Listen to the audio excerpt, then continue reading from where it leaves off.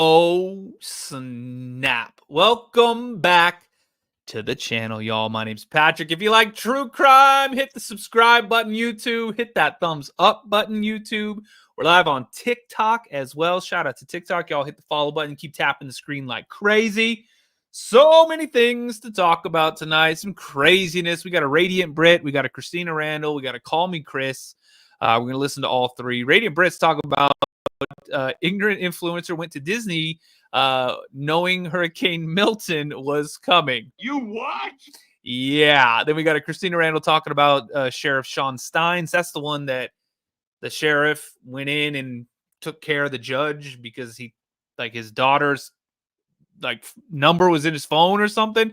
We're gonna go do a little deep dive into that one, y'all. And then Call Me Chris has got uncaught serial unalivers that are still out there. Oh, snap. We got all kinds of stuff to talk about. But make sure you follow everybody that's in the video. Go subscribe to their channels. They're pinned down in the description, starting with Radiant Brit. Let's get it going. Oh, yeah, and happy Canadian Thanksgiving. That's true. America's hat. Oh, Canada. America's hat. Happy Thanksgiving. A little early. A little early for us. We're not ready to start getting into that whole thing yet. It's not been Halloween yet. After Halloween, then we're like, all right, we can start decking the halls, so to speak. How dare you? All right, let's do this, y'all. I'm shrinking myself down, and we're going to start this thing. You guys, that's Brit tonight. We're here to talk about Betty Rage73. She is another TikToker that is currently in Central Florida at Disney on a vacation. Not because she had to evacuate to Disney. She's there on a vacation. So in all fairness, I also covered Cecily Bachman in a recent video. So I figured let's bring it around and cover somebody else that is down there and is getting a lot of backlash. And of course, just saying that people are upset and being haters and trolls, but we're going to get into it. So if you're interested, please keep watching. All right, you guys. So Betty decided to go ahead and take her, I believe, her adult child on this vacation with her. But nevertheless. Oh, man. Y'all, make sure you follow Radiant Brit, too. She's pinned down in the description, her channel. Go subscribe to her. Love this channel. Let's keep going. Decided to go ahead and go through with this Disney vacation that she had planned. I bet it's cheaper during the hurricane. I bet the prices will straight up blow you away. Emotional damage. All right, I'll shut up. Now, they have been down there for 3 days, and she has released a series of TikToks sharing things like them getting food in Disney Springs and just kind of having a merry old time. We made it to Florida. We're at Disney Springs. We're having dinner. We were going to do Joffrey's coffee so that Ezra could see how terrible it is, but we ended up with Starbucks. Oh, hell. Ezra's cried twice. I almost cried once. It's turning out to be a great trip. Now, as she continued to post content, the concern grew as to why on earth did you go to Orlando knowing that Milton is headed that way? That part. Although, if they book I mean, y'all, Disney World, that is crazy expensive. It's like send a kid through college or take a family of 4 to Disney World. It's the same price, practically. But yeah, if they had it booked already, imagine having it all booked and then it's like, it's hurricane. Man, there's some dads out there who be like, hell no, y'all pack a damn rain poncho and get in the truck. We're going to the airport because I'm not letting this go. Man, I'd be trying to eat a funnel cake in 180 mile an hour wind gust, just like blowing the damn funnel cake out of my hand. I'd be like, everybody ate it. Even when you're waiting in line, it feels like you're on a roller coaster. This shit cost me an arm and a leg. How dare you? Stupid. All right, let's keep going. Oh, yeah, Samuel. No, yeah, they took down those videos. Yeah. And y'all, that's what I'm saying. Y'all, make sure you follow the backups because TikTok got mad as hell that I was posting about things today. They're like, oh my God, you're a grown adult. You shouldn't be talking about things that people are reporting on. Oh my God, how dare you do such a thing? So y'all follow the backup just in case It's the Mystery Project. I'll pin it in the chat real quick. I'm going to keep going, though. Let's keep going before we get sidetracked. Disney and Disney hotels should be there for the people that actually needed to evacuate that are Florida residents. If they were in one of those direct hit zones, Disney should have been a place where they could have gone, but instead we have a bunch of selfish, self-serving, self-centered influencers that are there on vacation because they didn't want to cancel, even though Disney has come out and said we are going to waive cancellation fees. You know, they understood what was going on. Oh, never mind. See, they were going to waive all the cancellation fees and everything. Y'all, that's the backup channel. Follow that channel right there. If you like the true crime stuff, give that channel a follow just in case. You never know. On. These influencers did not care. They still wanted to go. And I also think that there's an underlying tone of disaster exploitation going on here because they know that by them being there and this hurricane coming their way, that they can make content. And it's almost like it almost tiptoes into like the rage bait kind of content, but there is a very clear level or degree of exploitation going on with this. They know people are mad. They know that they have made the wrong decisions and they don't care. Guess what? They don't care. They care about the bad comments because they don't want to be canceled, but they don't care. They don't care about being in the way. They don't care about using resources that should be there for people that are and could lose their homes. They don't care about any of you. She also posted this video. This was the first one that kind of went sideways for her. And it says, I think we will be okay. Thank you. But if not, it's not going to be today's worry. And this was posted on what the hell? On Sunday, I believe. So Desiree, thank you. Oh, Steph Case Files, good to see you. Y'all make sure you follow Steph Case Files. Y'all pin her up. She talks about gloom and doom. So let's watch the video and then we will continue on. Oh, hell, here we go. All right, we are on the ferry to go to the Magic Kingdom. I appreciate everyone's concerns about the hurricane. I think we're going to be okay. I just want to enjoy the trip without the gloom and doom and worry of hurricane stuff. So it'll be all right. Imagine calling a natural disaster gloom and doom and saying, I'm here on vacation. I don't want to have to worry about this stuff. Stuff that is going to... Oh, hail. Stella, thank you. Ruin lives, take lives. There are people that are going to lose everything that they have to their name. And you are calling it doom and gloom, and we're on the ferry, guys. We're over here just... That is crazy as hell to say it like that. Live, laugh, love, right? Tony, this is Radiant Brit that we're listening to. Don't worry about it. Why should we need to worry about it? We are here on a vacation.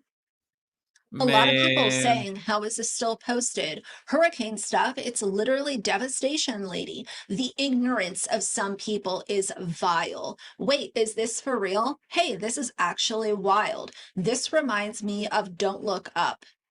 What is your indicator that it will be all right? No common sense. How do you know it will be all right? This is insane. Hey, so this is crazy. I just want to enjoy my life without working or responsibility. Oh, girl, I'm out. Whoa. Boy, I mean, the comments are going wild. Now, this was posted more recently. It says 1 day ago, and it says... Well, she's talking about somebody named Betty Rage, but I don't know who that is. Apparently, it's like a TikToker or something. This is an update, making the best of it. So let's go ahead and... You know, the other thing I want to point out really quick is that they are using hashtag Hurricane Milton, and that to me confirms the exploitation of this. You know that you are utilizing a natural disaster as a way to insert it into your content in a way to upset people, not in a way to spread positivity or education. Nothing good. This is simply to upset people. You want people to know that you are in Central Florida eating up resources because you refuse to cancel or postpone your vacation. Right. But my question is, how long? I'm telling you, y'all, how long was this vacation planned? Because I'm telling you, if they had this thing planned for like a year, and they're like, "Oh, a hurricane? You think a hurricane's gonna stop me?" I mean, I can understand that. Hotel has insisted that they have a hurricane protocol. They're reinforced. It should be safe. Kimberly, thank you, Desiree, At thank this you. point, I don't know. So I made the decision that hopefully we're going to be able to write it out. Anyhow, we went to Gideon's. Isaac has text constantly every day, checking on Ezra, see what Ezra thought of things, if Ezra tried things, want to know if Ezra's having a good time. And I have Oh, hey, look right here. Look. Deanna says, I follow Betty Rage. She's not an influencer. She's a hardworking mom with with an adult special needs children. With adult special needs children. She had this trip planned for a long time. She doesn't deserve this. Ooh, see, that was my thing. Was this something that was planned for a long time? All right, let's keep going. Thank you for bringing that up, Deanna. Let's keep going. absolutely love that he's been so thoughtful. He's super excited that we got to meet Mullins. We went to Gideon's. We've done all kinds of great things. He checked on that. I mean, he also wanted to know today if Ezra stepped on the back of Mary's shoes, of which he did. Sure did. I would think kids tend to do that. So I'm definitely stressed and anxious and hoping that I've made the right decision. Please don't come in with gloom and doom because this has been difficult. Trying to get out of here is not as easy as people think. With the flights canceled, train canceled, buses full, some buses canceled, rental cars. So this is the second time that she has referred to a natural disaster that is going to devastate people and take people's lives as gloom and doom, doom and gloom. It's just, just sadsies, guys. I don't want all that stuff. This is just gloomy. It is not gloomy. And what I want to say is I understand if, let's say you had been there for 10 days and you just can't get out, because I know that that circumstance does apply to some people. They have been there for an extended vacation and they didn't realize in enough time Hey, Jeremy, thank you. how they could get a flight home or something. Because here's the thing. I'm trying to be a little bit understanding to certain situations while also recognizing that there are very self-serving people within the same conversation that went literally once the catastrophe was already announced, they knew what they were getting into, and then you want to say, oh well, I can't get out. You should have not gone. That's the point. Now, this is the video that really upset a lot of her followers and a lot of people that just happened to come across this video. It says, last update, people are going to be cruel. We are scared. And again, hashtagging hurricane and Hurricane Milton. She also hashtags scared and stressed. Are you scared and stressed? You should have never been there. People that are scared and stressed are the residents that are in evacuation zones and trying to figure out where are they going to go? How are they going to get out of their own houses? Those are the people that are scared. Hashtag scared, please.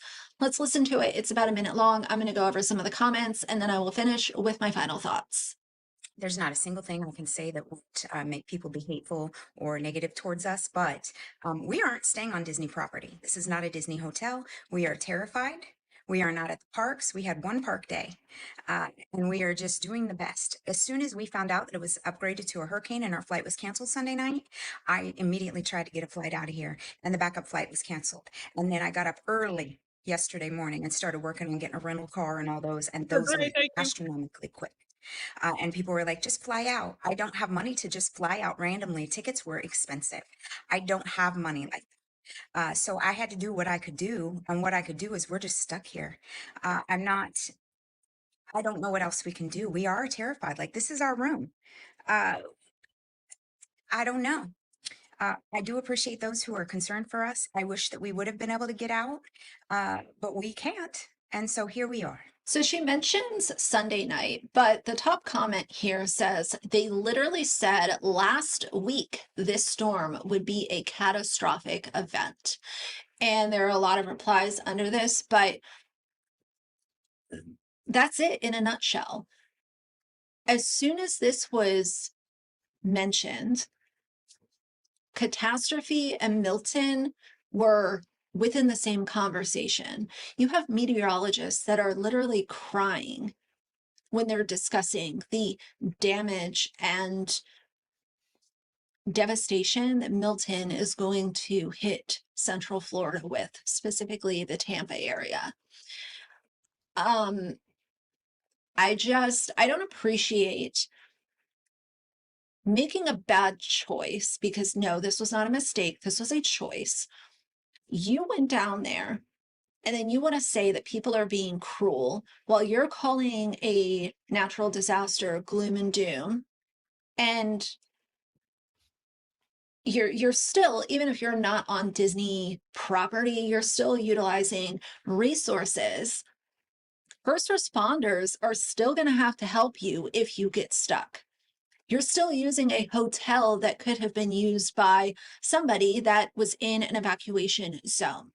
That is using resources that you should never be there. Like you should not have even gone. Someone said hurricane was coming before you left. I was afraid of this. Stay safe. This is a very different tune from 2 days ago. She replied and said, well, I posted Sunday before it turned into a full-on hurricane. That is simply incorrect. This has been talked about for long before Sunday. Let's at least be honest. Is it like being honest and existing online? Is that just like oil and vinegar? Do I need to get used to that? You'd think I would be by now. Your last video said you weren't concerned. Hope you all are okay. I think you guys will be okay. Orlando is pretty inland. Just stay inside and be safe. It will be okay. You know, look, I get it. Like, people are making guesstimates, they're making assumptions, but the fact of the matter is that a hurricane category 5 was announced before they left to go to Disney. And they still chose to go, just like Cecily did. And I think that it's irresponsible, and I think that it's greedy. Do I think that she is on the level of Cecily? No, I don't. It's a little bit different, but at the what's a Cecily? Same time, it's giving self-serving, and it's giving, now that we're here and we're stuck, we're going to go ahead and exploit this disaster for TikTok views. But either way, that's what's going on with Betty. You know, to be quite honest, I would not have super high expectations for somebody that uses their adult autistic son for content and to build a brand of its own. She is the mother to Positively Awesome Isaac, and Isaac is an entire brand thanks to her. And you know, so I don't know. I feel like the bar is just very low for a lot of these people. Ooh, what do you guys think about that? But that's where we're at. So tell me how you feel about this down below. If you like the video, please leave a like in the comments. And if you'd like to see more from me in the future, please subscribe. I'll see you guys soon. Bye. Oh, man. Y'all tell me what you think about that one. Who's in the pic behind you? Well, this is the lady that they were talking about. This is, what's her name? Betty?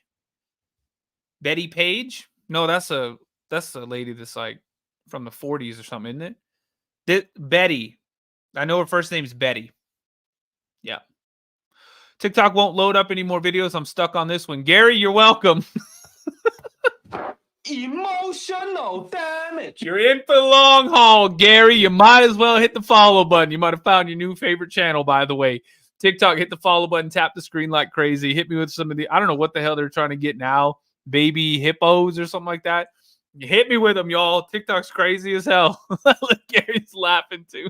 Hell yeah, dude.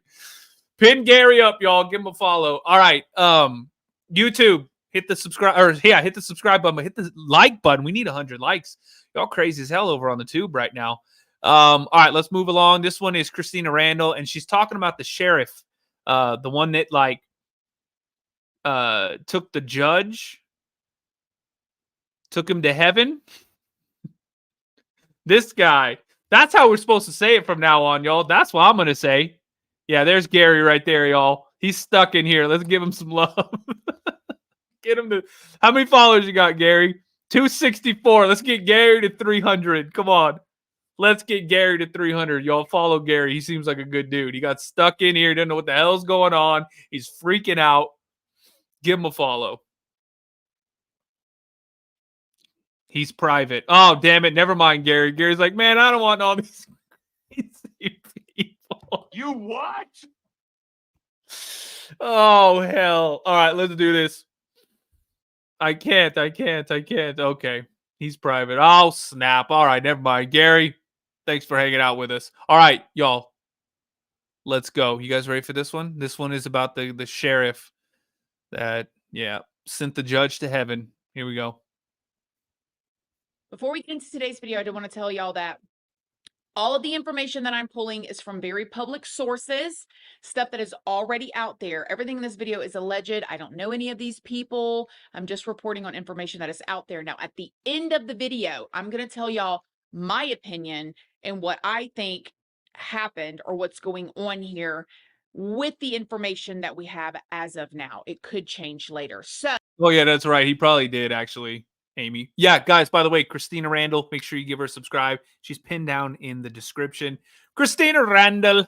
So let me just start with telling you about 43-year-old Sheriff Shawn Stines, and he's also known as Damn, he's 43. Mickey, and he lives in Whitesburg, which is in Letcher County, Kentucky. Now, Mickey, or Sheriff Stines, is married and he has a daughter. Now, Letcher County in Kentucky is known for its scenic overlooks. It's known for biking and hiking and all these beautiful trails and Kentucky's gorgeous, y'all. Rolling mountains and horseback riding. As of 2020, its population was just over 21,000, and the specific especially eastern Kentucky. Man, town that Sheriff Stines lives in Whitesburg, is reported to only have 1,700 residents. So it's definitely a very small town. It's a rural town, and it is definitely one of those places where everybody knows everybody. But when I was researching this case, I saw a lot of people online making videos and speaking about living in this town, and they all knew Mickey, or they had a story with Mickey, or oh, hell. Look, see, Gary, not private anymore. And 328. You guys are the best. The sheriff. So it's obviously a small town that's tight knit where people know each other. And this town specifically is about 145 miles southeast of Lexington, Kentucky. Sheriff Stines was the Letcher County Sheriff, and he had previously served as a bailiff in the district court before he was elected as sheriff in 2018. He was then again re-elected in 2022. According to the locals, many people supported him and still support him. His friends and his family love him very much, and they all said that he was an upstanding citizen. I mean, I have seen so many videos of people that, because he was the sheriff, right? That they struggled with addiction or they struggled with issues, and they say that Sheriff Stines saved their life. He did a lot for his community. This is why everyone was completely shocked. Well, what did he do to protect his daughter, allegedly, right? When the sheriff was arrested. Now, before we get there, though, let's talk about 54-year-old Judge Mullins. Now, Kevin Mullins was born on June 25th of 1970, and he's from Pikeville, and he graduated from the University of Kentucky and the University of Louisville School of Law. Kevin, you got to sound like you got marbles in your mouth. It's not Louisville. It's not Louisville. It's Louisville. Say it with me. Louisville. Had a wife and 2 daughters of his. There's going to be people going, no, it's not. It's Louisville. It's French. His own, and he went on to become a judge for the 47th Judicial District in Letcher County, Kentucky, back in 2009. He was appointed by the Kentucky governor, Steve Beshear. After being appointed, Judge Mullins won the election the following year and had been reelected every time ever since then. He mostly dealt Damn. with juvenile cases, misdemeanor traffic offenses, and civil cases. Now, before becoming a district judge, Judge Mullins served as an assistant Commonwealth attorney in Letcher County back in 2001. He was known for promoting like substance treatment for people involved in the justice system, and he helped hundreds of residents enter inpatient treatment centers. He also helped develop a program that offers peer support services in the courthouse. This program was adopted in at least 50 other counties in Kentucky.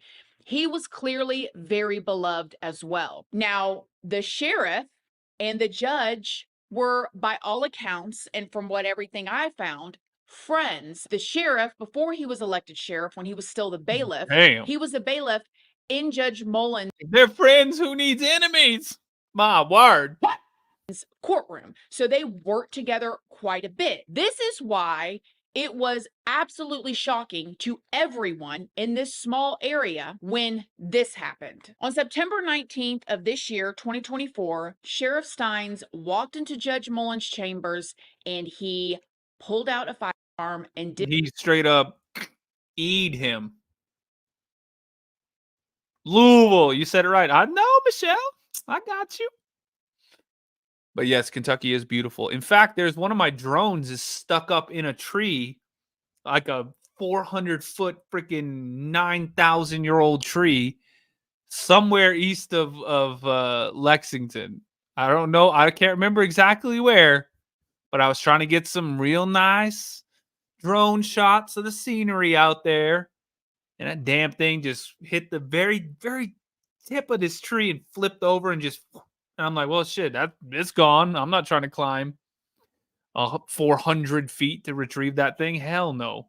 It was tree food. Charged it multiple times after some sort of disagreement or like argument between the two. Multiple law enforcement agencies from all around the area, along with emergency services, responded to the courthouse and found Judge Mullins unresponsive in his chambers. Damn. Life-saving measures were taken, however, they were sadly unsuccessful. Sheriff Stines was arrested at the scene without any kind of incident. He was charged with first-degree murder. It is said that when the officers came to arrest him, the video shows him like in the middle of the road, and allegedly he said to the officers, "Treat me fair." Now get this. Whoa. Just 3 hours before this incident took place, the sheriff and the judge and a few other people all had lunch together right up the road at a restaurant. The people that ate lunch with them were asked, and they said nothing seemed out of the ordinary. The only thing that they really remember, this is just the information that's coming out as of now, was that the judge asked the sheriff, "Hey, do you want to come back to my chambers and talk?" And that's when the sheriff said yes. And so they ended up going back to the chambers when this whole incident took place. Now, when asked why this happened, law enforcement said that they knew that there was an argument leading up to it, but what exactly transpired, like prior to the actual shots being fired, they say is still unknown. But there is definitely a lot of speculation and rumors that are swirling right now. One of the things that was going on is Sheriff Stines' department was hit with like this big scandal back in 2022 when a Oh, damn. We didn't know about this. Did y'all know about this? former deputy of his, Ben Fields, pled guilty to R-wording. Oh, hell. Good thing his last name wasn't over. How dare you? 2 different women who were on house arrest and under his supervision. So you've got... Oh, hell no. You're going to burn in hell for that, dude. What the hell? This officer that is under the sheriff, right? One of his officers that is monitoring people who are on house arrest. So he's checking on them. They're coming in to report to him, And allegedly, this sheriff took advantage of 2 women. He ended up being sentenced to 6 months in the county jail, the actual county jail that he used to work in. And then he got 6 months probation after. Now, in a pending civil lawsuit for 2 people, 6 months?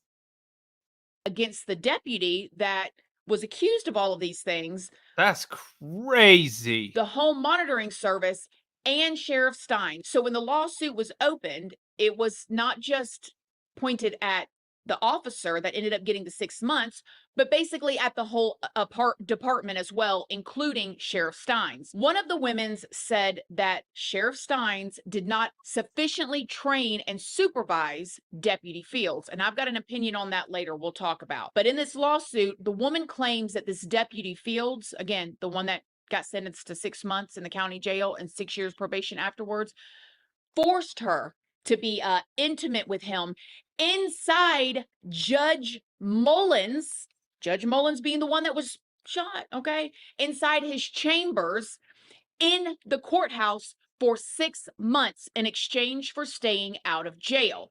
In these court documents filed by this woman's lawyer, she claims that she was let out of jail and she ended up being put on house arrest. Her house arrest supervisor was Deputy Fields. She says that when she first got out, Deputy Fields came to her house, and this is when she told him that she could not afford the fees associated with being on house arrest. So if you guys don't know, anytime you're under any kind of supervision by the county, the state, federal, whatever, if you're on probation, you got to pay a fee every month. If you're on house arrest, you got to pay a fee every month. If you're one of them people that have an interlock device, which is that thing that goes in your car that you got to breathe in to make sure you don't have alcohol in your system, you have to pay for this every month. So she gets out of jail, they put her on house arrest. The Deputy Fields comes to her to check on her and and she says, listen, I don't have the money to pay for this house arrest monitor. And the oh, hell no. He better not have pulled the, oh, I'm sure there's something we can work out here. Man, you crazy as hell for that one. officer tells her, hey, don't worry about that. I'm sure we can work something out. That Man, How dare you? you crazy as hell for that one. type of thing. This is when the alleged interaction in Judge Mullins' chambers began, which In the damn chambers?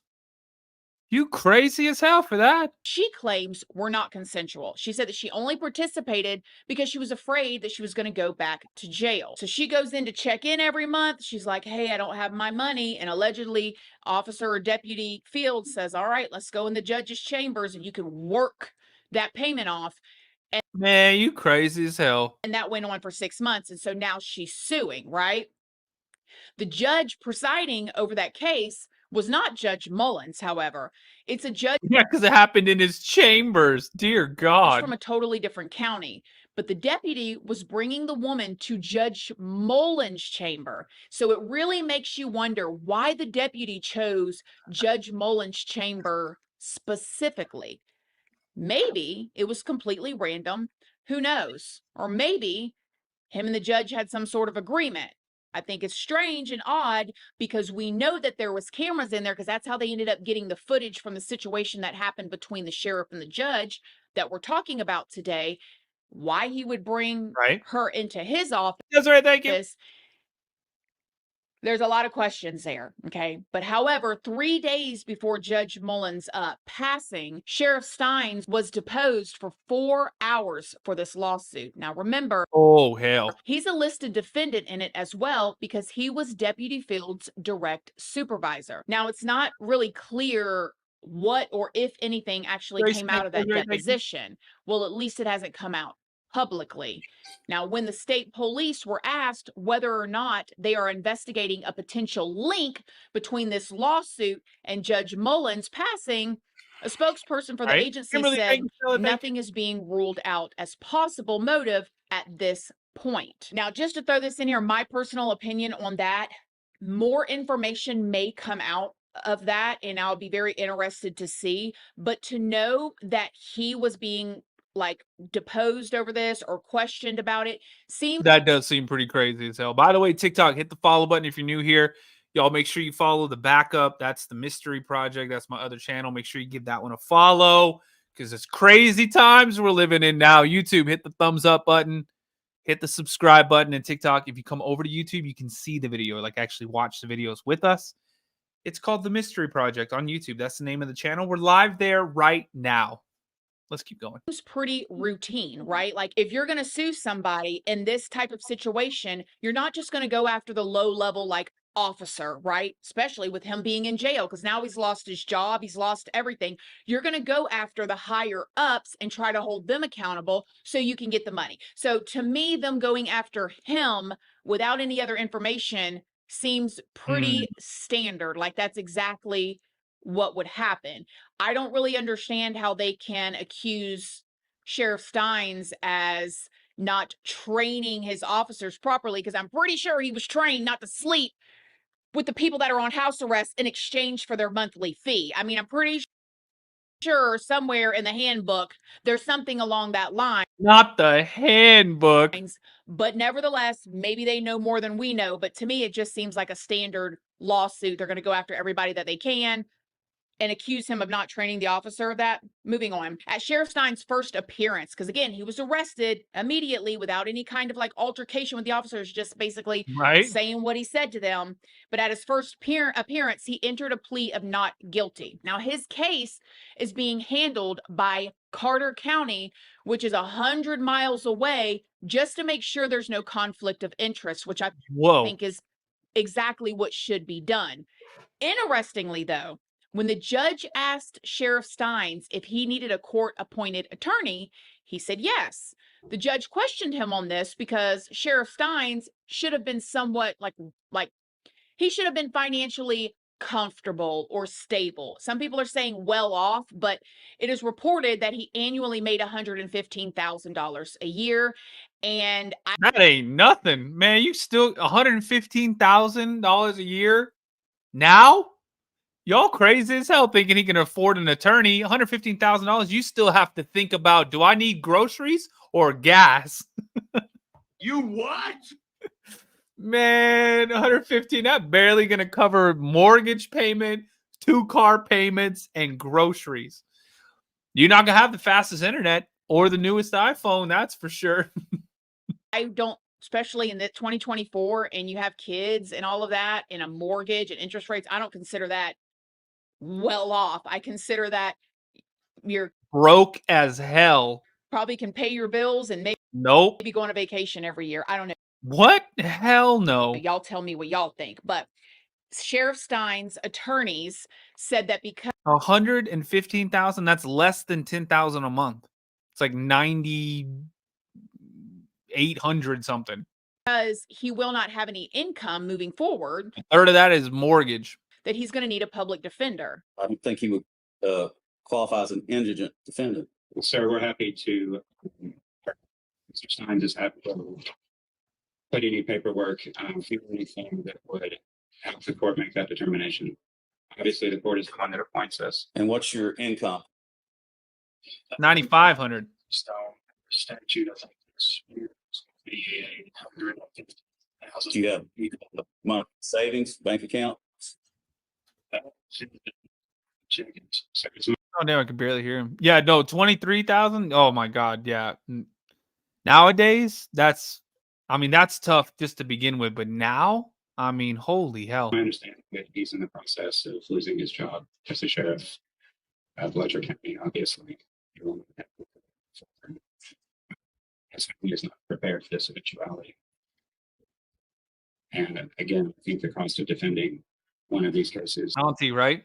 Can reach well into this several $100,000. Real Batman, yeah, 48. That's tough too nowadays.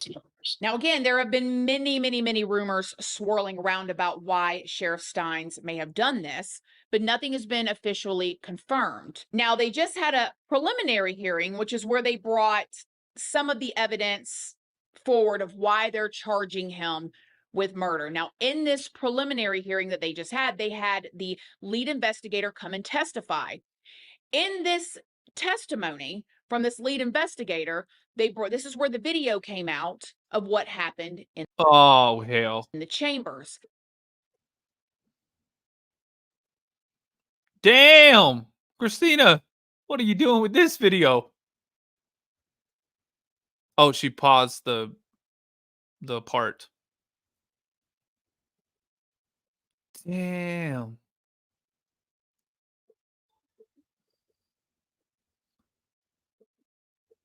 That is crazy.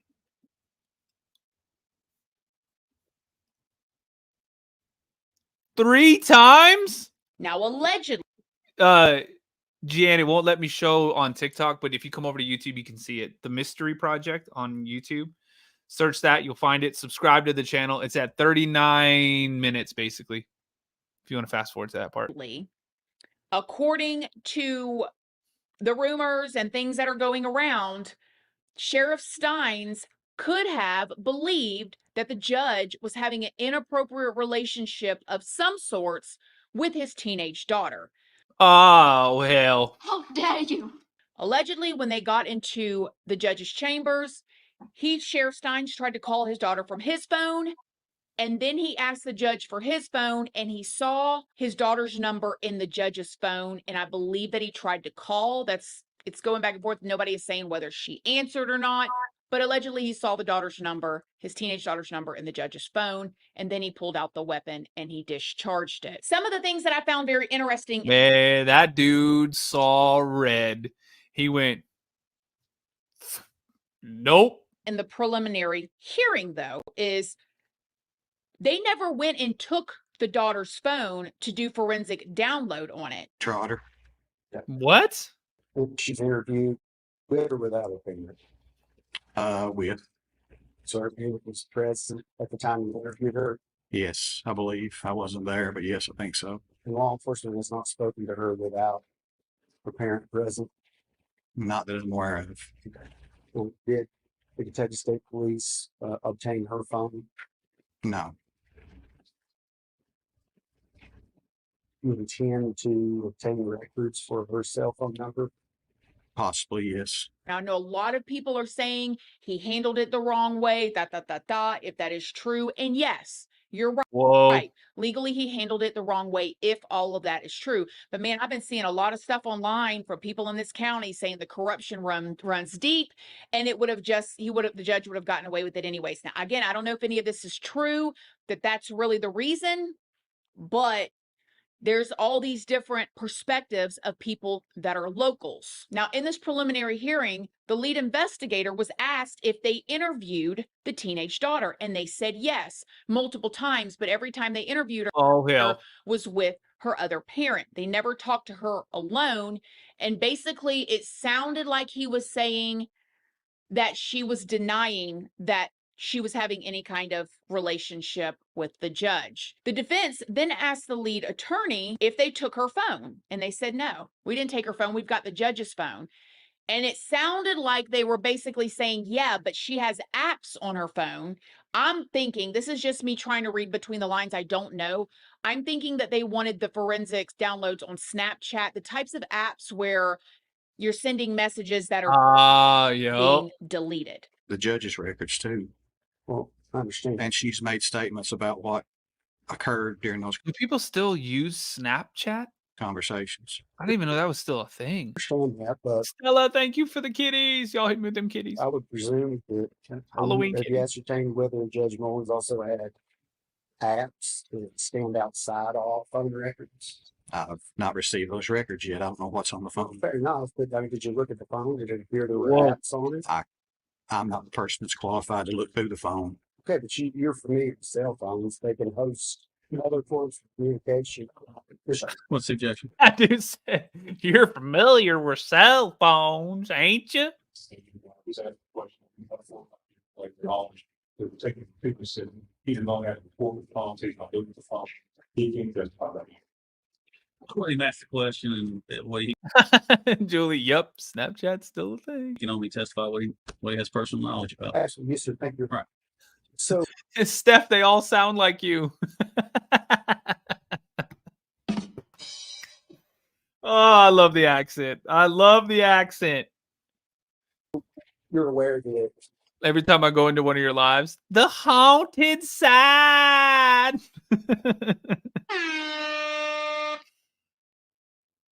I love it.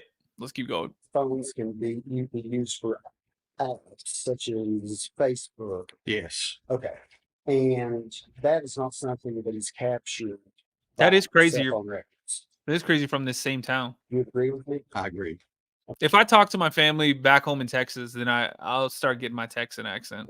So in light of that, I start having iced tea at 9 o'clock. although the records may be mutually the same between Judge Mullins' phone and the sheriff's daughter, do you believe that she could also ascertain other information from the cell phone app content? Are you asking what apps are on the phone? Yes. Well, that was the original question. I don't know thought about, I've not received that report yet. I don't know what apps he had downloaded on the phone. If he has social media apps, do you intend to? That could lead to additional search warrants, yes. If you would also please let me finish if we move forward, and I'll try to slow down a little bit as well. Okay. Damn, that dude's mad as hell. If you wouldn't mind letting me finish. Sure. Thank you, Trooper. It was also brought up in this hearing that there was another female, I don't know if it was a woman or a teenager, but there was another female whose phone was confiscated, or they took the downloads off of, along with the sheriff, because the sheriff was talking to her. So it makes me wonder, is there somebody that contacted the sheriff and said, hey, the judge is doing this, and that's how we got word? I don't know. There was a GoFundMe that was made by the Stines family. Seemingly, somebody made this GoFundMe to help the mother and the daughter. In this, it says that the rumors about the daughter being SA'd are not true.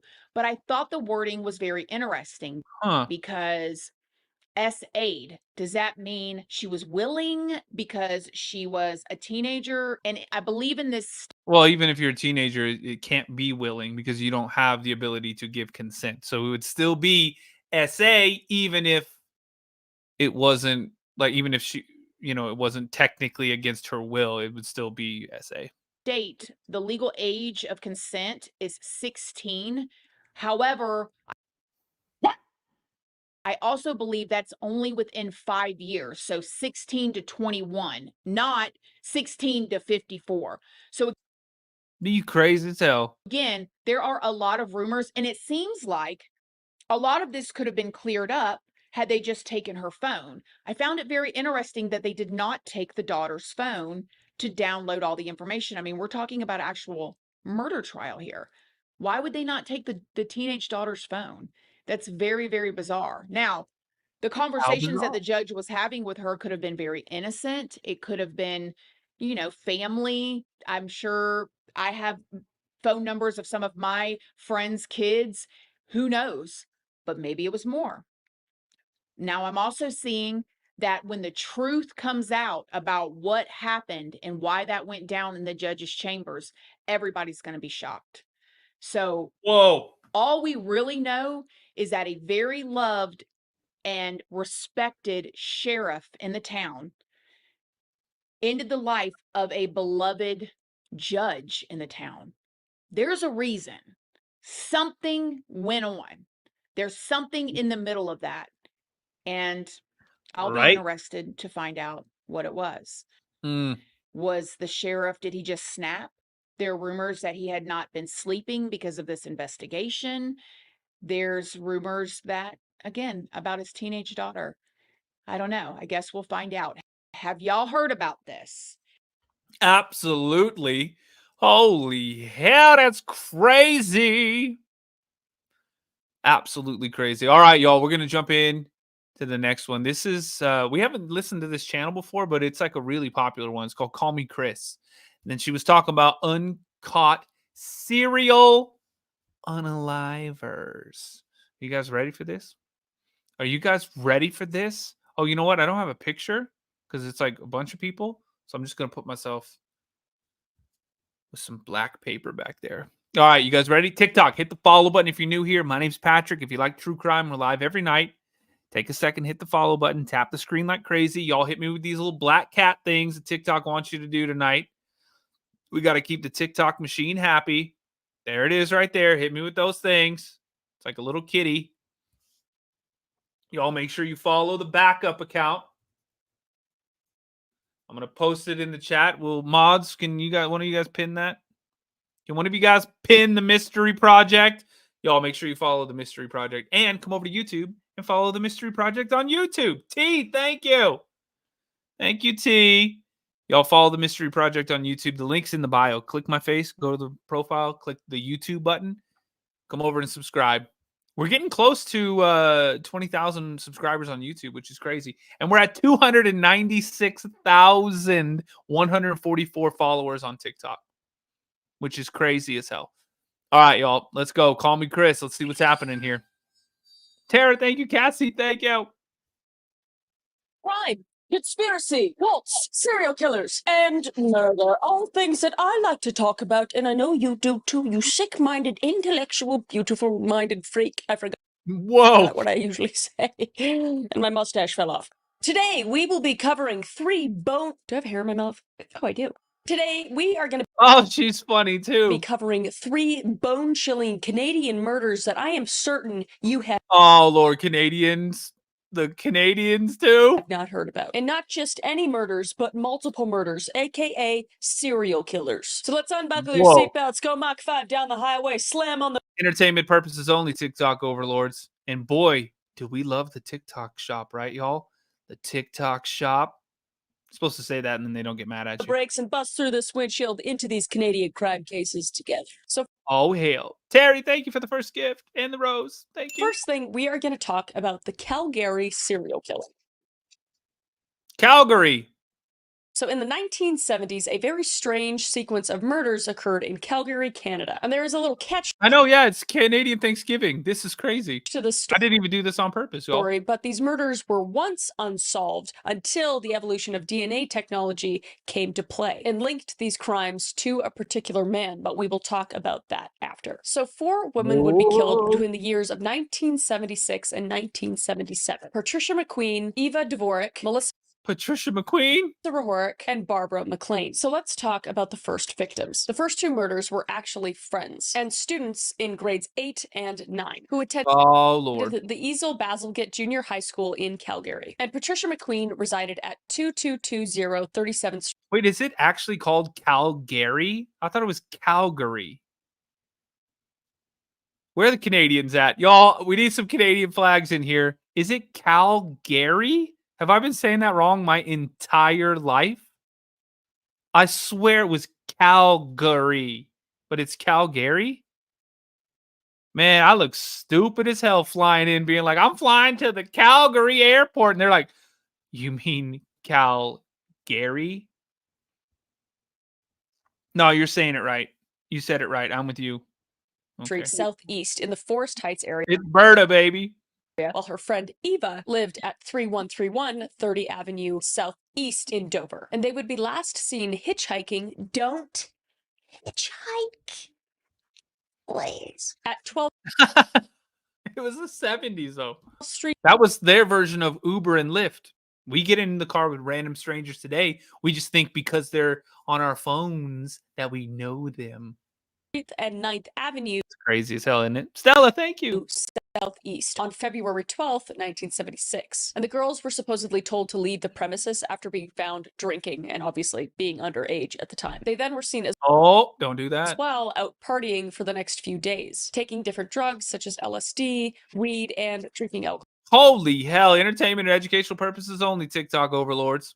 As well. And a neighbor then saw them hitchhiking. We love the TikTok shop. And they were offered a ride, which thankfully they declined. But after this, they completely disappeared. And there was no trace of them ever being alive after this. And it wouldn't be until February 15th, about 3 days after, when their bodies were found under an overpass, unfortunately named Happy Valley. And an autopsy would reveal that they died from asphyxiation and clear signs of SA. Although there were no marks on their necks to indicate asphyxiation in the way of choking. And the autopsy would also conclude that the drugs in their system were not the cause of their deaths either. And the clothes and the positions the bodies were found in suggested that the bodies were just dumped and left. And whatever happened to them did not occur in Happy Valley. And unfortunately, this is where this particular case would run cold. And no answers and no suspects would be found for decades. And the next victim of the Calgary serial killer was Melissa Rehorick, who was a 20-year-old woman originally from Windsor, Ontario, and later moved to Calgary in 1976, hoping to find more work. And she would eventually find a job as a housekeeper at a hotel and lived at the YMCA as money was tight. And this would unfortunately lead to her death, as one of her hobbies was spending time outdoors. And since money was tight, she also decided to hitchhike. Don't hitchhike out west to enjoy some hiking in the It's the 70s. It's the 70s. That's like nowadays saying don't luber. What the That's suspicious. That's weird. We're not even talking about a P. Diddy case, and I have to say Luber instead of Lyft and Uber. Mountains for the weekend on September 15th, 1976. And she would be last seen by her roommate at the YMCA, supposedly around 9:30 p.m. However, a Calgary transit driver reported that he may have dropped Melissa off near Highway 1 in the Bowness area. Strangely enough, right next to Happy Valley, where the other two girls were found. And the next morning, September 16th, 1976, a body would be found in a ditch about 22 kilometers outside the city on a gravel road. Oh God, what's a kilometer? What the hell is a kilometer? Around 10:50 a.m. near the Trans-Canada Highway. And she would be found fully clothed and had all of her possessions, including her cash. And the autopsy revealed that there had been a struggle with damage to her head specifically. There were also signs of SA, and the cause of death was also asphyxiation, just like the other two victims. Oh, Lord. However, found in her hand were long... Marcia said 2.2 miles. I know, I'm just being facetious. Black hairs that weren't hers, because assuming during the struggle she probably was fighting and she pulled the hairs out of the killer's head and held on to them after she died. But with limited technology at the time, the culprit could not be identified yet. Which brings us to our fourth and final victim, Barbara McLean. So the supposed last victim of the Calgary serial killer was Barbara McLean, who was 19 years old and was employed at a bank and was originally from Nova Scotia. And 6 months later, she would be killed by this mysterious serial killer. An overly social and free-spirited soul, she would often go out with her friends to local bars. And living with her boyfriend at the time, she and her partner decided to go to Highlander Bar and meet up with some friends on February 25th, 1977. And according to witnesses, she was highly intoxicated this night and actually had a fight with her boyfriend, which eventually led to him being evicted from the bar. And she would continue without him. Evicted from the bar. 86. And continue Cody, don't give me how many feet it is, too. She said 3,280 feet. Y'all can start breaking down the damn inches, the centimeters. Partying with her friends till about 2:30 a.m. when the bar closed. And she would then reunite with her boyfriend in their car, where the argument developed and led her to get out of the car, being left behind by her stupid boyfriend in the parking lot alone at night and being no matter how mad you are, don't do that. Extremely intoxicated. She had no other way to get home except for hitchhiking, because Uber and I guess taxis weren't really a thing. I don't know. I mean, I know that Uber wasn't around, but I'm assuming this area probably just didn't have a lot of taxis at the time. And her plan was to go to another party to keep the buzz going. I mean, she was 19, so I understand. Rhonda. I was never much of a party animal, but she would unfortunately never arrive at that next party spot. So as the next morning started, she was nowhere to be seen. However, she would then be discovered by a passerby who was walking his dog, finding her body on a Calgary road right outside the Calgary city limits. She was reported fully clothed, again with all of her belongings. However, her jacket was inside out, and she had obvious markings on her body from bruises and more. And no signs of SA were mentioned in the early reports until there was seminal fluid that was recovered at the crime scene later on. But again, no suspects were ever found until decades later. As technology would evolve, they would finally develop and reopen the case to catch the Calgary serial killer. And multiple more disappearances and murders would happen over the years in Calgary. However, it wasn't until very recently that some of these would actually be solved and be linked to a man named Gary Allen Srury. So let's talk about this piece of shit and how technically this case wasn't officially solved. So Gary Allen Srury, if I'm saying your name wrong, I don't give a f***, because you're a piece of shit. Was a man with a criminal record, let's just say that. He was born She called him out. in 1942 in Oak Park. I like this channel, yo. What do you think? Thumbs up? Do we do some more of the Call Me Chris? Oak Park, Illinois. And he truly was a criminal at heart, with theft, and evolved into charged convict after being arrested in Los Angeles for brutal SA grape, sodomy, and kidnapping. Just like, oh hell, He really ticked him off really quick. Just all the bad things, except for murder, yet. Damn, you gonna burn in hell. And he would then Or he's serve his burning in time hell. in San Quentin prison and was released. But the crimes obviously did not stop there. In 1974, for example, he was posted for bail for yet another grape charge in California, escaping the United States to avoid responsibility. Look at this piece of shit. He looks like he just looks like it. You know what I mean? You know what I mean? He's got one of those faces. Just, I tell you.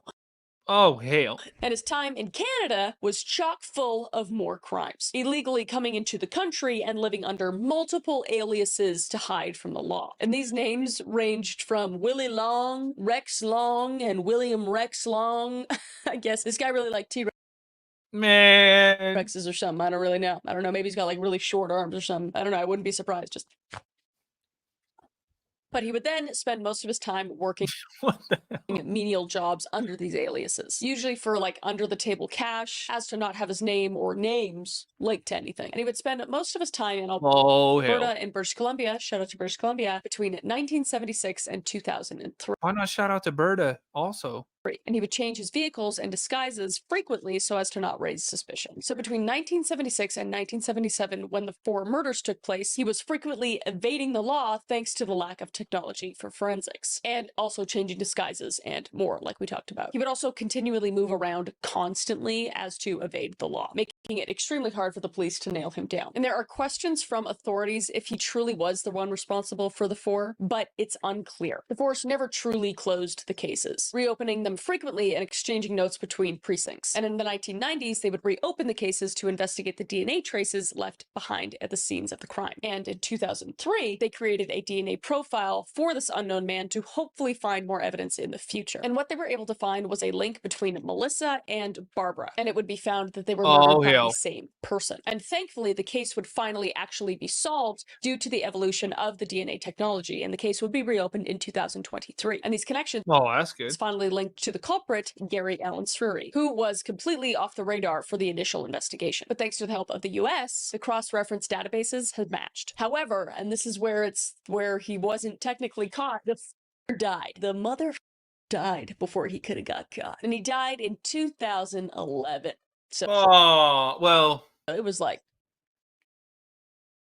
12 years after when he got caught. So just bullshit. And it is very unsure if those were the only crimes or murders that he committed in Canada. I'm going to safely assume he's murdered a lot more people because his history just speaks for itself. And there's no doubt as more investigations are reopened, the families of the victims can finally be given closure, knowing that the deaths of their families had been solved. At least we have that. At least we have closure for the families. But Gary is truly looking up at us from down below. Just flaming, just boiling and burning and broiling and burning out. Hell. And this is the victims' families' responses to the solved murders. Quote unquote saying, "We would like to thank from the bottom of our hearts the team of individuals who worked so many days and countless hours on solving this cold case. Without them, we would still not know today what happened to our sister Patsy, Patricia, and her friend Eva. We will forever be grateful and thankful that they never gave up on our girls," said the McQueen family in a statement. And the DeVorks family said that they are thankful for the closure they have been given as well, saying, quote unquote, "Eva was loved and cherished by her family and all who knew her. Her bright smile and bubbly personality was contagious and lit up any room. When Eva was around, there was no sitting still, always dancing and singing any time of the day. She enjoyed spending time with her sisters and cousins while swimming, roller skating, and ice skating." And from Melissa's family, "Our message is one about Melissa, being a fun, loving, adventurous, and hardworking person. She was honest, positive person who trusted people. She enjoyed traveling to Banff." I love Banff. "For her love of nature, but also to travel for her curiosity about seeing Canada." And the McLeans also expressed appreciation finally having the answers to questions that we've had to live with all these years. So I think that's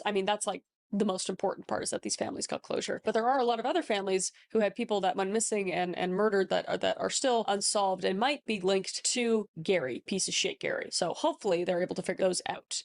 But that is all we have for the first case, and we move on to the second uncaught killer. And this is actually like plural uncaught killers. There could be a span of serial killers for this case, and that is the Highway of Tears.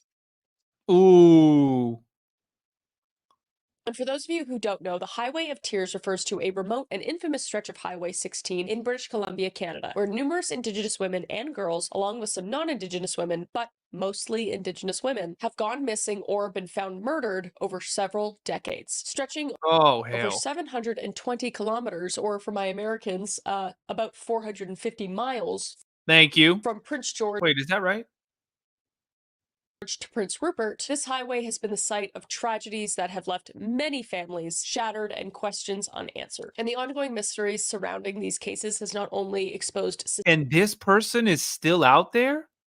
Systemic issues within the investigation processes, but also highlighted the vulnerability of Indigenous women in Canadian society. Because between 1969 and 2011, over 40 women, most of which are Indigenous women, have gone missing or have been murdered near Oh my God. or alongside the highway. And Indigenous women in Canada specifically face disproportionately high rates of violence and systemic neglect from law enforcement and government institutions. And the cases on Highway 16 have gained international attention, underscoring the need for structural changes to address not just these specific cases, but also the broader national crisis. So let's get into some of the victims and some of the suspects. And I quite literally cannot talk about every single victim because there are so many. There are so many more than 40. So I will just talk about some of the better known cases because a lot of them, like I said, that's terrible, that are just kind of like brushed under the rug. So I will highlight some of the ones that are more known, and then we'll get into who some of the suspects are and what some of the theories are. So we're going to start off with Gloria Moody. Gloria Moody was aged 26, and she was a mother of two from Bella Coola First Nation. And on October 25th,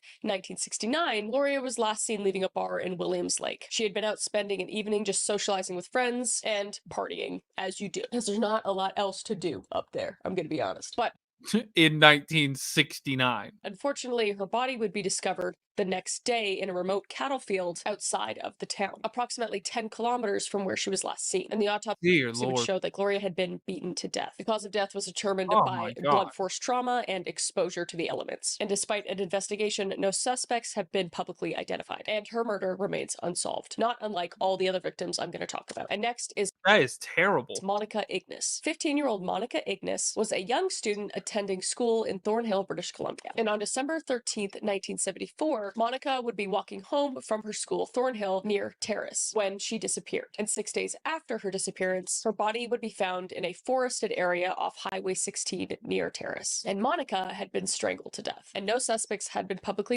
named, and her case remains unsolved. Next, we have Maureen Mosey. 33-year-old Maureen Mosey was a non-Indigenous woman living in Alberta, and she was known to hitchhike regularly across British Columbia and Alberta. Don't hitchhike. And Maureen the 70s. Maureen would be last seen hitchhiking near Salmon Arm in British Columbia on May 8th, 1981. And her body would be found the next day along the stretch of it was 1981. Highway 97 near Kamloops, British Columbia, about 150 kilometers south of the Highway of Tears region. And Maureen had also been beaten to death. And despite this case being dear Lord, widely publicized, it remains unsolved with no suspects. And next we have Alberta Williams, who was a 24-year-old Indigenous woman from Gitxsan First Nation in northern British Columbia. And she lived in Prince Rupert, a city near the western end of the Highway of Tears, like we talked about. And on August 26, 1989, Alberta would be last seen leaving a pub in Prince Rupert with her friends and her sister. Alberta and the group of friends had been celebrating the end of the salmon fishing season, but later that night she would disappear. And her body would be found on September 25th, 1989, in a rural area along the Highway 16 near the Skeena River. And Alberta had been SA'd and strangled to death. And despite extensive investigation at this time, no charges were ever laid. But in 2016, the CBC podcast Missing and Murdered: Who Killed Alberta Williams renewed interest in the case, but it now still remains unsolved. Next, we have Ramona. That is terrible. Wilson. 16-year-old Ramona Wilson was a high school student from the Gitxsan Nation, living in Smithers, British Columbia. And on June 11th, 1994, Ramona was last seen hitchhiking to attend a dance in Hazelton, a small community near Smithers. But unfortunately, she would never arrive to her destination. And Ramona's remains would be found nearly a year later, in April 1995, near the Smithers Airport, not far from Highway 16. And due to the condition of her remains, the cause of death was never actually determined, but investigators suspected foul play. Several items, including rope and other objects, were found near her body, indicating she may have been bound or restrained in some way. Next, we have Ayla. Oh my word. Sarek Auger. Ayla was an Indigenous TikTok. Hit the follow button too if you're new here. If you like true crime, we're live virtually every night. Come over to YouTube if you want to watch the videos, like see the videos that we're playing. TikTok won't let me play them, but YouTube does. The Mystery Project on YouTube. The link is in the bio. Click my face. Click the little button that says YouTube.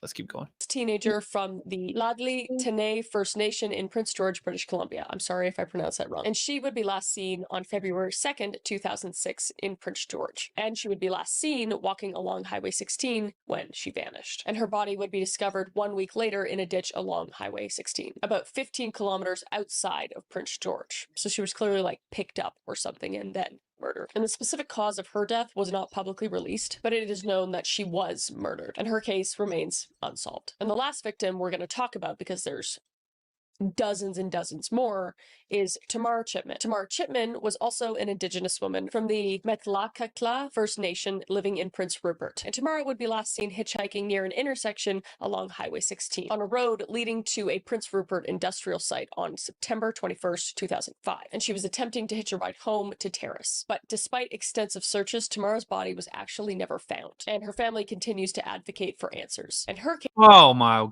gosh, case remains one of the most high-profile unsolved disappearances along the Highway of Tears. And obviously, since Tamara's body had never been found, her case still remains unresolved. So while some of the cases share similarities, such as the women disappearing while hitchhiking, the diversity of the methods of killing, such as strangulation, blunt force trauma, and SA, complicates efforts to link the cases to a single perpetrator, which I think it's impossible that this is a single perpetrator, quite literally. And many experts believe that many different killers may have been operating along the Highway of Tears during these years and over the decades, taking advantage of that is terrifying. the isolation of the area and the lack of resources for comprehensive investigations. Essentially, it was just a perfect breeding ground for serial killers. So let's go over the leads and suspects. So several very well-known serial killers have been considered suspects in a lot of these unsolved murders along the Highway of Tears. Given the vast span along this geographical isolated area, investigators have entertained the possibility that multiple serial offenders have preyed on the vulnerable women hitchhiking along this remote highway. So first, we'll start with Bobby Jack Fowler. Bobby Jack Fowler was an American drifter with a long criminal history, including SA. Man, that dude looks crazy as hell. That dude looks like Mario if like Nintendo never picked it up. You know what I mean? How dare you? Anybody? No? YouTube, you could see him.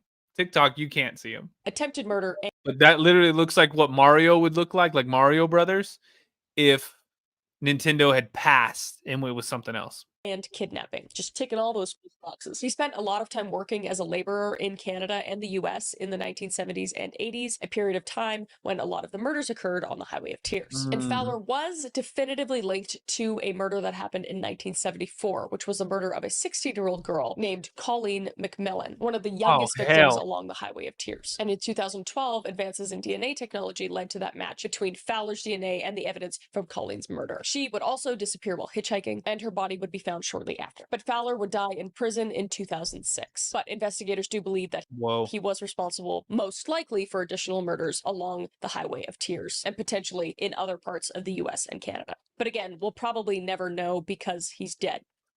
Burn in hell. Next, we have Cody Legbokov.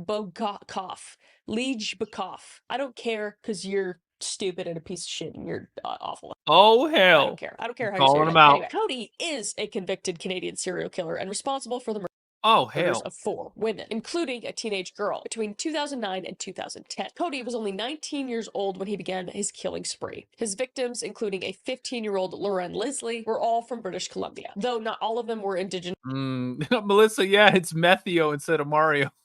Or connected to the Highway of Tears directly. And where Cody's crimes do not precisely fit the pattern of that's a creepy looking dude right there too. The earlier Highway of Tears murders, his proximity to the region and the nature of his crimes, targeting women in rural areas, have raised suspicion that he could be linked to other unresolved cases. However, there is no conclusive evidence linking him to any of the Highway of Tears victims, technically. And his relative youth at the time of his conviction makes him less likely to have been involved in those earlier cases. But investigators have not completely ruled him out as a suspect for recent disappearances. And that brings us to Edward Dennis Isaac. Edward Dennis Isaac is a lesser known suspect in the Highway of Tears murders. He was convicted of the brutal rape and murder of a 49-year-old Indigenous woman, Margaret Peggy Nicole, in Prince George in 1981. And Isaac had a history of violence and was known to frequent the Highway 16, the Highway of Tears. And while Isaac was only convicted of one murder, his proximity to the Highway of Tears and his violent tendencies had led some to speculate that he may be responsible for some of the unresolved murders. However,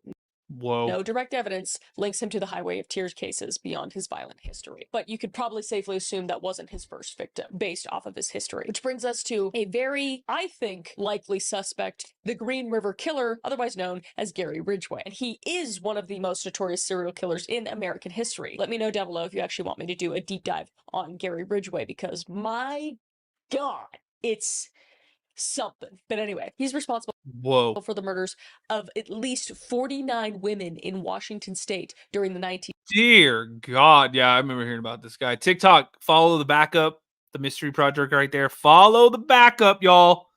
It was a crazy day on TikTok. YouTube, hit the thumbs up button and hit the subscribe button. Come on, y'all.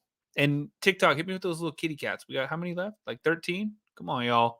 Hit me with a little cat action. 80s to the 1990s. And most of his victims were vulnerable women, many of whom were ladies of the night or runaways. Ridgway's killings primarily took place in Washington, but the geographic proximity of his hunting grounds to British Columbia has led to the speculation that he could have gone across the border to continue hunting, because the Pacific Northwest region of British Columbia has been a hotbed for serial killers, and the Green River Killer's MO, targeting women along highways, fits the pattern of the Highway of Tears murders. However, oh, hell. Again, there was no concrete evidence linking Ridgway to any Canadian murders, and he has never been formally named a suspect in the Highway of Tears cases. And next we have Keith Hunter Jesperson, otherwise known as the Happy Face Killer. Also, let me know if you want me to do a deep dive on him, because he is something else too. But Keith, otherwise known as a Happy Face Killer, murdered at least 8 women in the United States during the 1990s. And Jesperson, a long-haul trucker, traveled extensively across North America, leaving a trail of victims in multiple states. And he earned his nickname by drawing happy faces on letters he sent to the media, taunting authorities about his crimes, aka a piece of shit. Man, Tara, thank you, Carol, thank you. Jesperson's occupation as a long-haul trucker gave him the mobility to commit murders across vast distances, aka possibly the Highway of Tears. And he would admit murdering multiple victims over those span of years that the Highway of Tears victims started to pile up. However, no direct evidence has ever connected him to any specific case in the region. But I feel like it's also fair to assume. And last but not least, we have the infamous Robert Pickton, which if you don't know who that is, you could check out this video for a deep dive. But my God, he's a piece of shit. And my God, oh Lord, right? God, he's dead. He died. He died like months after I did that deep dive on him. I feel like it's probably for the best. But anyway, Robert Pickton is one of Canada's Tara, thank most infamous serial killers. I'd say the most infamous serial killer. But he was only convicted of murdering 6 women, but suspected of killing many more, possibly up to 49. And Robert Pickton, oh my God, said that he wished he could have got to 50. So it's like almost a guaranteed 49. I hate him so much. He lived 20 minutes away from me. Anyway, Pickton also preyed on vulnerable women, mostly those. Did she say he lived minutes away? That were ladies of the night as well in Vancouver's downtown. Oh, gee, thank you. East side, and he would lure them back to his pig farm in Port Coquitlam, where they were murdered, and their remains were disposed of in his pig farm, basically. But although his pig farm crimes did mostly take place in Vancouver, the proximity to Highway 16 and the nature of his victims, often marginalized women, has led some to speculate that he could be one of the people that murdered women on the Highway of Tears. However, again, no evidence has been directly linked to Pickton. And given his geographical focus, more so in the Vancouver area, it's probably more unlikely. I'd say this is probably the most unlikely. Oh, gee, thank you. Instance, Sarah, but he's still you. a piece of shit and he's dead. So. Damn, she calls him out too. She doesn't put up any, she didn't mince words, as we say. But the idea of multiple serial killers operating along the Highway of Tears is like the most horrifying thing ever. And while some serial killers like Bobby Jack Fowler have been definitively linked to a victim along the highway, others just remain speculative suspects due to the lack of conclusive evidence. So it is likely that the combination of factors, including serial offenders, local predators, and possibly just opportunistic killings by individuals passing through the region, contributed to the ongoing tragedy tragedy of the Highway of Tears. And Wow. despite the ongoing investigation and public interest, many of these cases remain unsolved, leaving open the possibility that some of these notorious killers may still thank you. be linked to some of these unresolved murders in the area. And I think these women need justice. Yeah. So I think shedding some light on the case might help in some way, but I really think these families need closure. And it's in my home, you know? So yeah, that is our second uncaught killer, and that brings us to our last. And this last murder is probably the strangest murder yet. To preface, despite the murder taking place in entertainment and educational purposes only, TikTok overlords. Entertainment and educational purposes only. We love the TikTok shop, don't we, y'all? The TikTok shop. Go ahead and type it in the chat so that they don't get mad as hell at the channel. 2010, it remains unsolved. Furthermore, if you look up the murders, there is barely any information available. And many of the links that claim to have information about the cases often result in 505 errors. This indicates that there are issues on the server sides and could potentially point to some sort of covering up. And this is the case of the Tuma family murders. Sorry if I'm pronouncing that wrong. I've looked Tuma everywhere to how to pronounce this, and for some reason I cannot find it. So I'm praying that that's how you say it.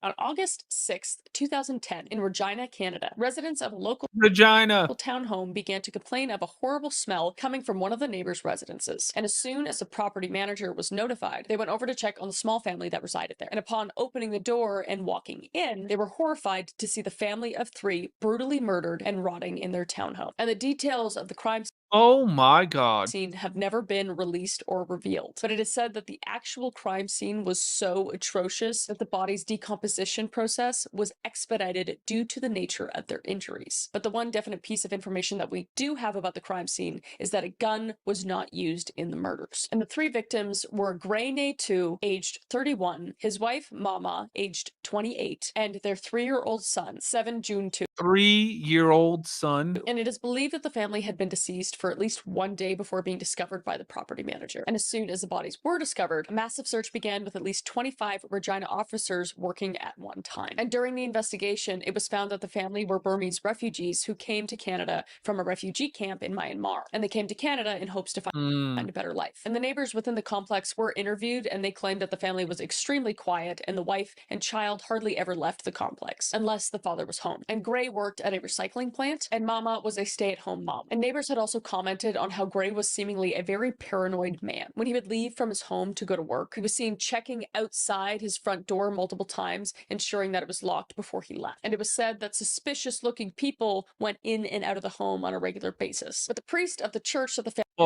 family attended claimed that the family was very happy to be in Canada, but that they were struggling to make ends meet with just the father working. And this could explain the sketchy people leaving and entering the house, because the family could have been engaging in some sort of illegal activities for extra cash. And maybe that was why they were so brutally murdered, because of a drug deal or something else that went wrong. And the only real piece of evidence that we have of the night of the family getting murdered comes from one of the neighbors named Mandy, who claimed to hear what sounded like fireworks coming from the 2 residents. More specifically, she said, quote unquote, "I know what fireworks sound like, and it wasn't fireworks. It was very loud. It was close. Very close." What the was it, Mandy? But it stated explicitly she called out Mandy too. That a gun was not involved in the murder of the 2 families. So what was Mandy hearing through the walls of her townhome? Furthermore, she heard loud pops through the wall, but not screaming. And it seems a little suspicious, because if the murder was so gruesome as investigators stated it was, then someone probably should have been heard screaming at least once. And if there was no screaming, then it was possible that maybe the murderer wasn't alone, and maybe it was a group big enough for members to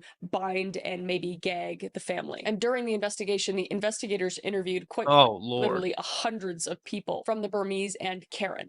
Not just Karen, but the Karen people are an ancient ethnic population from Burma. And it was hard to gain any information at first because of the language barrier, but an interpreter was brought in. And still, the investigators learned nothing. And according to the local Karen population, they believed that the police had the wrong suspects, and that nobody in the Karen community would have committed such heinous acts against one of their own people. Even more strange is the fact that people from the 2, the interceptor responsible for interviewing the Karen community, went home early and left many people's testimonies off the official record simply because they were not interviewed. In an article, it says, an RCMP officer who Speaks Karen was brought in to help during the early stages of the police investigation. It was expected he would be able to help build bridges and gain information on the murder from some of the estimated 600 Karen people currently living in the city. He returned home to British Columbia at the end of January. Quite a few Karen people were unhappy with the officer cooperation with the police, especially when it came to dealing with the people of interest that the police were investigating, according to Wyatt. So no suspects were ever found or listed, and the family of 3 never got their justice. So the cold case of the Tuma family remains unsolved to this day. And the city of Regina has put out a $50,000 reward for anyone who can provide any new evidence or information about the case. But no one has come forward yet. But it seems that this case remains cold because of poor handling by the Regina police, along with the language barrier and the unknown circumstances surrounding the family. So hopefully someday